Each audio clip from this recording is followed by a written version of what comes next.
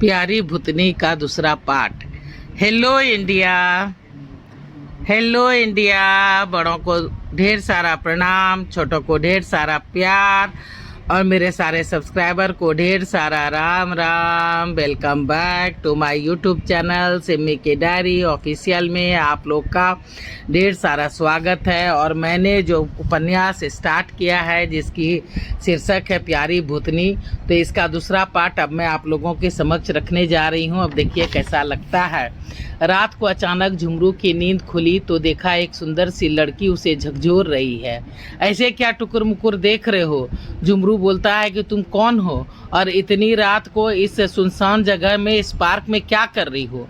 झुमरू कुनमुनाते हुए उस लड़की से बोलता है कि जाओ अपना घर जाओ, इस पार्क में रात में क्या कर रही हो, मुझे सोने दो। वो लड़की फिर बोलती है, अरे ओ कुंभकर्ण, अरे ओ कुंभकर्ण का औलाद, एक बार में बात तेरे भेजे में नहीं पड़ती है क्या? बताओ अभी क्यों तंग कर रही हो? घर जाओ। अरे यही घर है मेरा। क्या? झुमरू की नींद ही उड़ गई। ये पार्क तेरा घर है? पर मैंने तो यहाँ तेरा घर देखा ही नहीं। पूरे पार्क घूम चुका हूँ, तो मुझे उल्लू नहीं बना सकती। हे भगवान, ये किसके पल्ले पड़ गई मैं। मेरा देखो, मैं रोज इसी बेंच पे सोती हूँ, तुम दूसरे बेंच पे जाके सो। नहीं, मैं यहीं सोऊंगा, तुम जाओ। ऐसे नहीं मानेगा ये। इसे हवा में उठाती हूँ तब डर कर भागेगा। पर ये इस शहर का नहीं लगता, दूर गांव से शायद आया है। रहने का कोई ठौर ठिकाना नहीं होगा बेचारा। ठीक है, थोड़ी देर सो लेने देती हूँ, मैं यहाँ बैठती हूँ, फिर तुम उठ जाना, मैं सोऊंगी। अच्छा ठीक है, झुमरू ने नींद में ही जवाब दिया। भूतनी ने रात भर में 4-5 बार कोशिश की झुमरू को उठाने की, पर झुमरू टस से मस नहीं हुआ। ये बड़ा ढीठ है, पर बेचारा किस्मत का मारा लगता है। चल डॉली, आज तू ही एडजस्ट कर ले। पेड़ पर सो जाती हूँ, नहीं बेंच पर सो जाती हूँ। रात भर उसकी कसम कस में बीती, कभी पेड़ पे तो कभी बेंच पर। वो करवट बदलती रही पर नींद नहीं आई। थोड़ी देर को लगा कि इसे डरा धमका के यहाँ से भगा दे, फिर चैन से सोऊंगी। पर उस अनजाने इंसान से उसे ऐसा अपनापन लग रहा था कि वो चाह करके भी ऐसा नहीं कर पाई। वाह डोली, आज तो तेरी हार हो गई। दिन भर पार्क में हो हल्ला रहता है, कभी बच्चे, कभी बूढ़े, कभी जवान। सबों की हरकतें देख देख कर पक गई हूँ मैं। कोई दिन में भी चैन से सोने नहीं देता। एक रात अपनी थी, इस बेंच पर सोती थी तो वो भी इस कुंभकर्ण ने हड़प लिया। क्या करूं? पर बंदा अच्छा है, शायद कल इसकी कहीं रहने का बंदोबस्त हो जाए। हाँ, यही होगा। आखिर ये तो इंसान है, अभी मरा नहीं। घर की ज़रूरत तो इसको पड़ेगी ही। सवेरे सवेरे ए उठो, झुमरू अगबका कर जग गया। देखा तो वही दोनों सिपाही डंडे लेके खड़े थे। अरे तुम तो वही हो ना, रात में जिसे भगा दिया था, फिर कैसे अंदर आ गया? छोड़ो ना सरकार, जाने दो ना। अनजाना शहर है, कोई कामकाज नहीं है, ठौर ठिकाना नहीं है, वरना यहाँ क्यों आता? झुमरू गिड़गिड़ाते हुए बोला। अच्छा ठीक है, जाओ अपना सामान उठाओ, ये सब। जी। झुमरू ने अपना बिस्तर और बैग संभाला और निकल गया वहाँ से। बाप रे बाप, बाल बाल बचाए। ये शहर है कि क्या? रात भर लोग जागते हैं, फिर सवेरे उठ भी जाते हैं।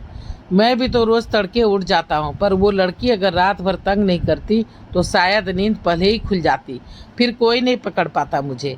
वो चुट्टी गई कहाँ? झुमरू अपने ही मन में बड़बड़ाते हुए पार्क से बाहर निकला। एक सरकारी शौचालय में जा करके झुमरू फ्रेश हुआ, नहाया धोया, फिर अपना बोरिया बिस्तरा संभाल करके निकल गया काम की खोज में। आसपास का सारा इलाका छान लिया पर कहीं काम नहीं मिला। ज़्यादा दूर वो जाना नहीं चाहता था, कहीं रास्ता न भूल जाए तो ये पार्क भी याद नहीं रहेगा। अभी फ़िलहाल उसके दिमाग में बस रात गुजारने का यही ठीक जगह उसे मिला था जिसे वो खोना नहीं चाहता था। थोड़ा बहुत खाना पीना खा करके झुमरू सांझ ढलने के पहले ही पार्क में आ गया।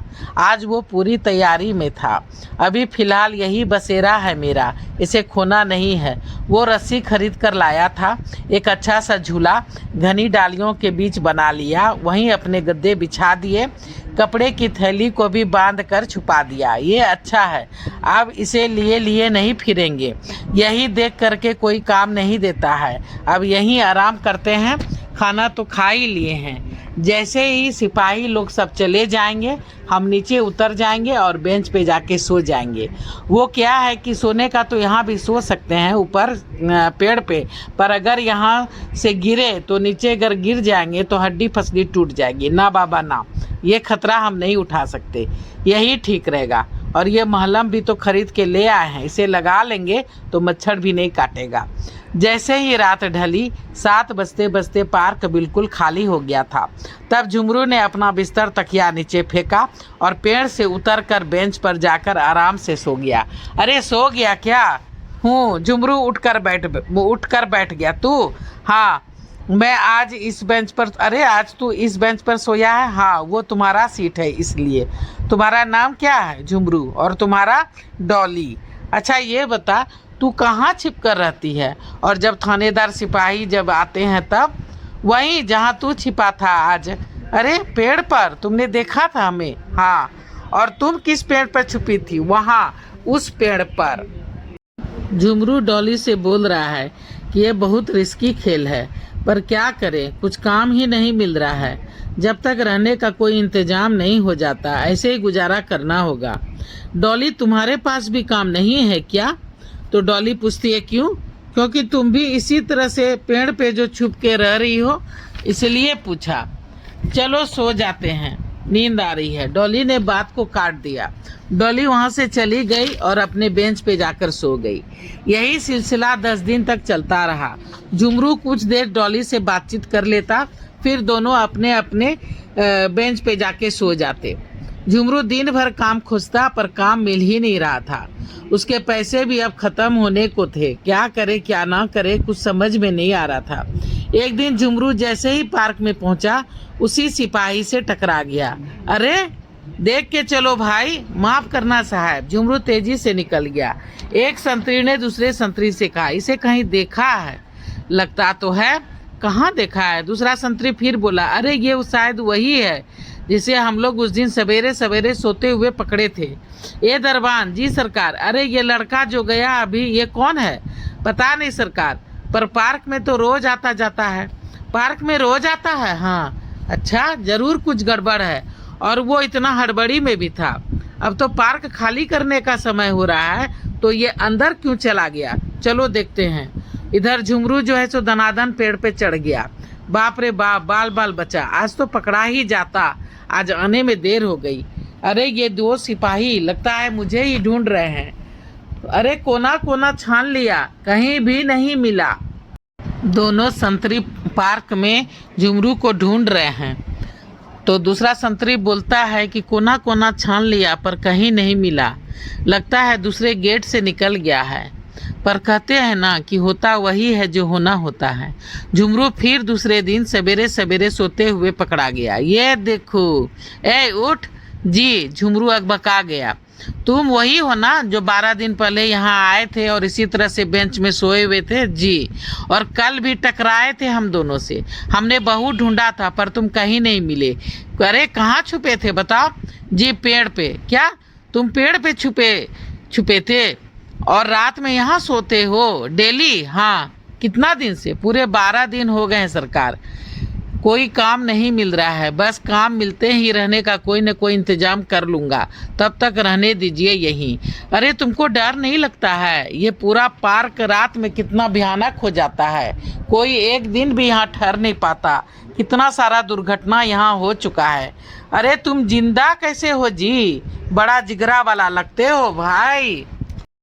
संतरी फिर पूछता है, तुम्हें काम चाहिए? झुमरू खुश हो जाता है, बोलता है हाँ। तो ठीक है, सवेरे 10 बजे पार्क के का जो रोड है उसको पार करके सामने जो थाना है वहाँ आ जाना।